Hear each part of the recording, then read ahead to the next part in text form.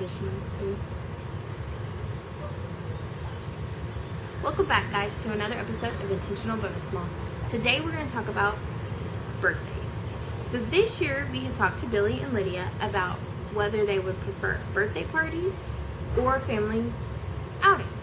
This year they both chose, instead of birthday parties and big presents, they would rather go do something with the family. So both picked something they wanted to do, and I booked the hotel and we started making the plans. So it's just going to be a short weekend trip, but we have 2 places that we're going. Now, some ways to make things easier. For me, being that ours are going to be 15 and one's 11, we start dishing out some things for them to do because it makes my job easier and it makes their job easier. And it's time for them to start being a little bit more responsible. Actually, a lot more responsible. So, what I like to do is make a list. They have a list of stuff that they have to pack and remember, and we have a list of stuff that we're supposed to pack and remember. And if they don't pack it,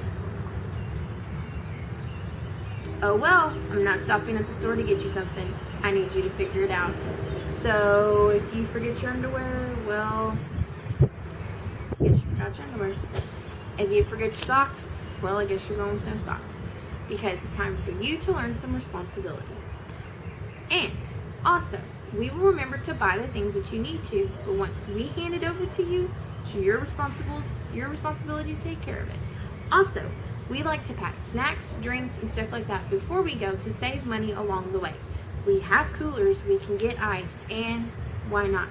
It's easier to go to the back of the truck and grab something to drink than going to the store and paying $2 or so per thing every single time, when we can go and get a 6-pack or a 12-pack, and it can save us we can use it the whole trip. So, there's just a couple different things that we like to do. One, breakfast. Try to get a hotel that has breakfast included.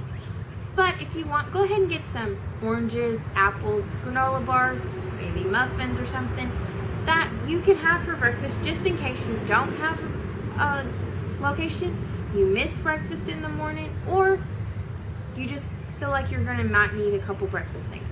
Also, you can use those breakfast items for snacks throughout the day. Another thing is we don't like to eat out for lunch. We usually bring the snacks or bring lunch with us to keep us from eating out a lot during the day. Because our big thing is to eat out for dinner. Therefore, we've been snacking all day, we've been eating during the day of things we brought, so it's cheaper than having to eat out for breakfast, lunch, and dinner, or eating out for lunch and dinner. You pick one meal and you eat out that meal. 10 fries. Us, we sometimes just will get a pizza and take it back to the room. That's fine, and watch a movie, and that works for us, and it's even cheaper. So sometimes we even do that, where we don't actually go sit down in a restaurant. We just get something and go back to the room.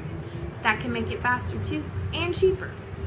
So, maybe a fast food dinner. That works. It's just ways to save.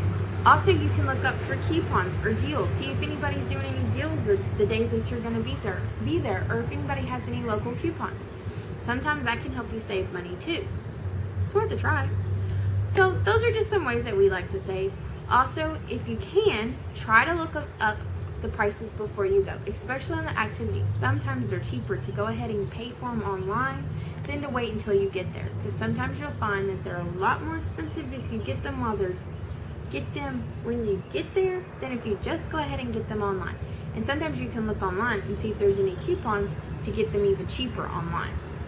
And sometimes, sometimes if you bring the coupon there, they're like, sorry, this can only be redeemed online. So sometimes it's just easier to go ahead and just do it online. Therefore, it saves a little bit of money, and even if it's $5, hey, you save $5. That could be like a gallon or 2 of gas. That could be somebody's lunch. That could be a couple things. $5 is $5. You might get lucky and save 50%. Then that could be like your hotel room, depending on where you're going and what you're doing. So those are just a couple ideas that we have to help save money and stuff, to help you plan. Another thing is plan according to what you're doing. And don't be afraid to pack something just in case the weather changes. It never hurts.